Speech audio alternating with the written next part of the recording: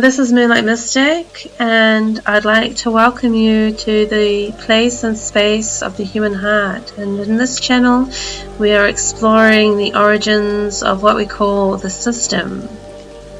That's what we call it today. And looking at this matrix of control from a spiritual perspective,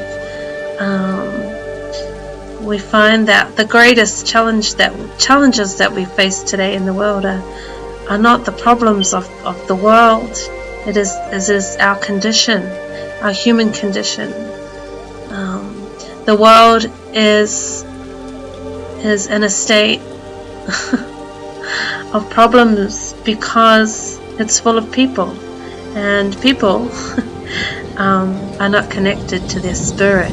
They're connected to the system. And so what is the human condition? It is the psychological program of separation consciousness. This separation we experience from our internal world of our heart, and we have become numbed by this spell. We were once completely connected to our spirit, and we were completely connected to our heart, and it was that spirit that was connected to the Great Spirit in all things.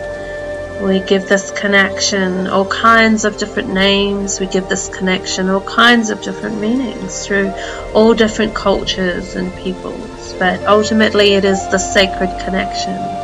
The sacred connection we have to ourselves and the true reflection of our divine being. This language that we use, the meaning that we give things, is what has echoed and been reflected through history. And we have used the language and the meaning that has been given to us through this system.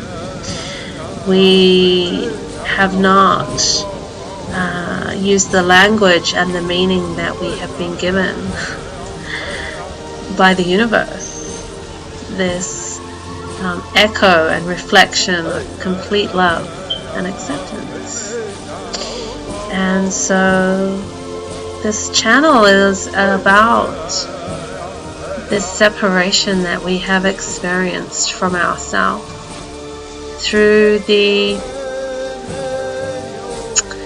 download of control. Ultimately, it's mind control, but yes, it is this energy that leads us to believe or have the greatest fear, being that we are not in control. And this need to be in control is not actually going to heal our human condition. The need to be in control just severs relationships and moves us into this I am right, you are wrong, I am good, you are the bad one. And if we continue to find those shadows, we're always pointing the finger, we're always finding fault in other people. We're always deflecting or projecting it away from us and onto others. If we continue to do that, then we remain separate from this higher mind, this higher consciousness. When we can begin to find ourselves in our reflection, that is to courageously meet our shadow, meet our filter, meet those things that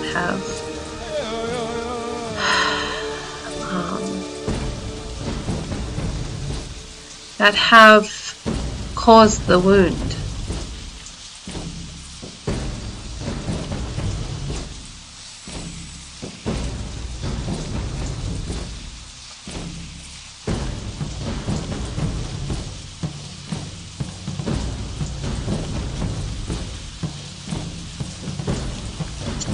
I think this knowledge should be common knowledge that is presented in a way that anyone can apply it to their own truth. It's a framework that is going to help us navigate our tricky shadows, our roller coaster ride of humanity and emotion, and navigating it in a way that allows us to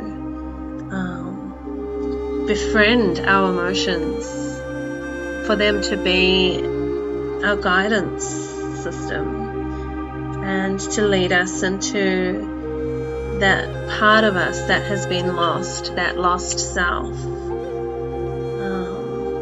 That we become the courageous spirit for taking the journey into our shadow and beyond that shadow, finding that lost self, which is our ultimate light, our ultimate passion, our ultimate fire, our ultimate expression of our heart in its full glory. When we embrace that self, we realize that that a lot of this identification that we have made, these associations to the system, the way we identify ourselves is a shadow self. It is a shadow of the true self that we are. And when we come out of the shadows of the system, we come into the shadows of the new world, the shadows of our lost self, and we become the light. We become the light that has overcome our shadow. And shadow and light dance together. It is this harmonious balance of embracing both parts of ourselves. The parts of ourselves that are vulnerable, the parts of ourselves that grieve, the parts of ourselves that is our humanity. And when we can remember watching on a big screen images of people, humans like ourselves, that experience grief or experience disappointment, sorrow, we all connect into that emotion. We relate, we feel the tug of the heart space. And yet, in the world, in the real world, we forget that these emotions are part of this glorious thing called our humanity, and we run from them, and we think that they are the shadow, but the shadow ends up being our light. The very thing that we run from is the thing that we should be running to. But we have to face ourselves in the process, and that takes a stripping away of our ego, being courageous enough to face our shadows, move through these shifting shadows of the system and into our true identification with spirit, because there we find our power. And this channel is about this beginning, this origin of the system, that it was in this Garden of Eden. That garden is part of our subconscious mind. It is a symbol, a metaphor that, we can, with our minds, create paradise, create worlds. But with that same mind, we can create hell on earth. That we get to choose is the point here, that we get to choose. But in choosing the world that we resonate with, that we need to face our shadows. We need to move through these shifting shadows that come from the inner child, the wounded part of ourselves. When we were taught that we are not to be seen, we cannot allow our courageous, free-spirited being to be seen, because it must be controlled. And that's the world we live in. Children arrive in this world completely confused because we learn very quickly that it's not about love. It's about behavior, and somehow we're supposed to be aware of this code. We don't know what the code is, and we keep tripping over it and triggering bigger people in our lives that get angry and lash out and say, you're so disappointed, I'm disappointed in you, or I'm angry at you, or you naughty, bad girl or boy. And we don't really actually understand what we've done wrong. We just hear this energetic message that is being pummeled into our subconscious mind, because our subconscious mind is open, really open, from 0 to 5. And if we are hearing that we are a disappointment, that we are bad, that we are naughty, that we are causing all these kinds of emotions, instead of adults actually owning our shit, we project it onto these children because they trigger us, and it's just a cycle. We are all connected. That my child in another life may be my father or whatever, until we transmute these karmic patterns, we are not helping the next generation. So we become courageous, we become connected, we become a community that provides an environment of safety, of acceptance, and of love. And we take on this culture of this navigation of our new world that we are seeking to move into the higher mind and the higher energy patterns that are more in alignment and harmony with our universe.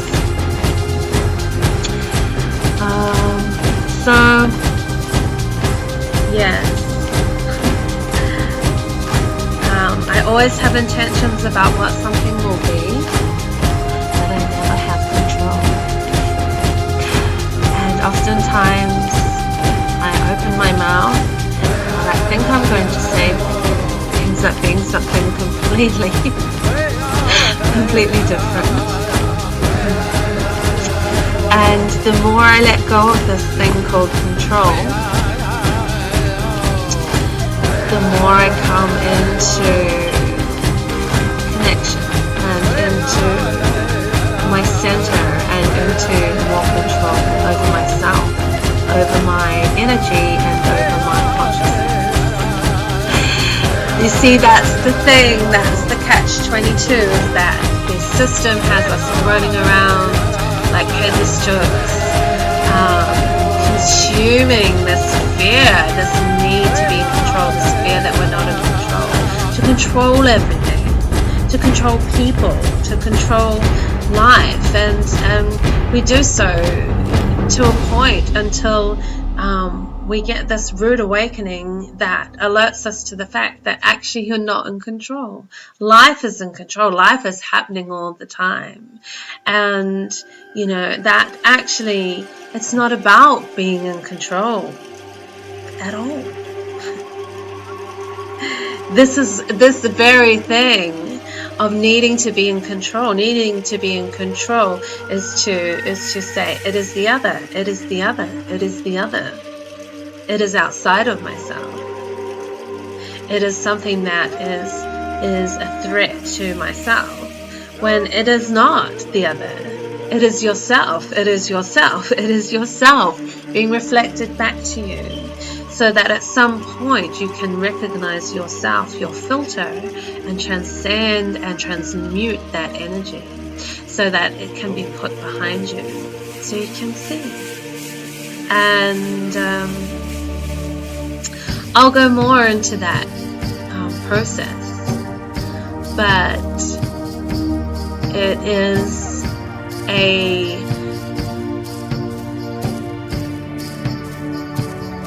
a journey. It is a soul journey that we are taking on this channel.